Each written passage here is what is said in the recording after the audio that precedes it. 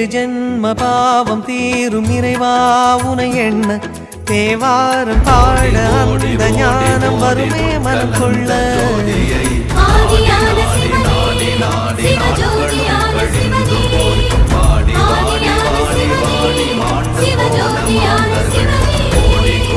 ஏழு ஜென்ம பாவம் தீரும் இறைவா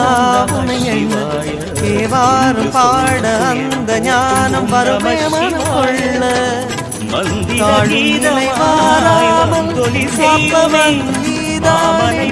வாழும் வழி சொல்பவனே வள்ளல் பெருமானே அந்த